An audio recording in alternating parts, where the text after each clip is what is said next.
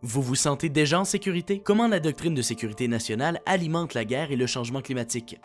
Les citoyens du monde éprouvent actuellement un sentiment de vulnérabilité sans précédent. Nous sommes confrontés à des périls sur plusieurs fronts, notamment les guerres inextricables, une crise climatique, la menace d'une dévastation nucléaire et des pandémies.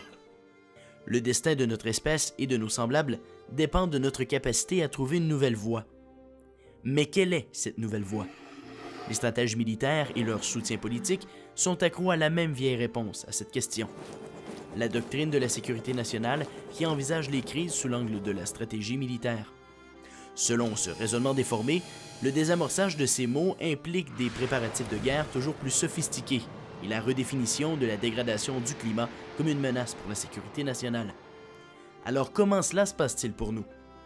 Nous vivons à une époque où des fonds publics de plus en plus rares sont détournés vers de nouvelles générations d'armes nucléaires, de technologies de surveillance et de capacités militaires accrues. Ces dépenses sont censées dissuader les ennemis potentiels, fortifier les frontières contre ceux qui fuient les conflits et les conditions météorologiques extrêmes, renforcer les compétences de la police et des services de renseignement pour lutter contre le terrorisme et faire des effets néfastes du changement climatique un avantage stratégique national. Pourtant, les habitants de cette planète ne sont plus en sécurité. Des armées hypertrophiées ne nous sauveront pas du réchauffement climatique. Elles ne nous protégeront pas des vastes inégalités intranationales et internationales qui génèrent le conflit, ni des nouvelles pandémies. Elles ne nous protégeront pas non plus des risques accrus de guerres accidentelles causés par les nouveaux systèmes d'armes nucléaires complexes, ni de l'hiver nucléaire qui suivra un échange nucléaire. En bref, la doctrine de sécurité nationale en vigueur, loin de préserver notre avenir collectif, nous laisse de plus en plus insécurisés et exposés. Ce dont nous avons besoin, c'est d'une remise à zéro d'urgence. Nous devons réduire les sommes considérables consacrées au système d'armement et les émissions de CO2 associées à l'armée. Les fonds ainsi libérés doivent être consacrés à l'atténuation du changement climatique et à l'adaptation à ses effets, à la lutte contre la pauvreté et à l'atténuation des injustices au niveau mondial. Il est temps de repenser nos priorités et ce que signifie réellement être en sécurité. La notion dominante de sécurité nationale est obsolète et douloureusement inefficace. Elle ne peut pas nous mener là où nous devons aller.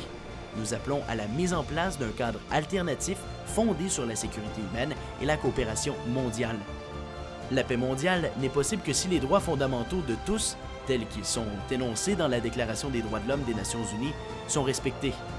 La sécurité humaine n'est pas une idée compliquée. Elle signifie que les citoyens doivent se voir garantir la sécurité sur tous les fronts, liberté personnelle et politique, confort économique, bonne santé et sécurité alimentaire, et sécurité écologique. De surcroît, les défis auxquels nous sommes confrontés en tant que citoyens du monde ont une portée mondiale et requièrent une coopération et une action à l'échelle mondiale. Or, cette coopération a peu de chances de voir le jour si les États sont armés jusqu'aux dents. Les tensions profondes entre les États-Unis et leurs deux adversaires dotés de l'arme nucléaire, la Chine et la Russie, non seulement font planer le spectre d'un échange nucléaire, mais compromettent la coopération nécessaire pour prévenir un changement climatique catastrophique.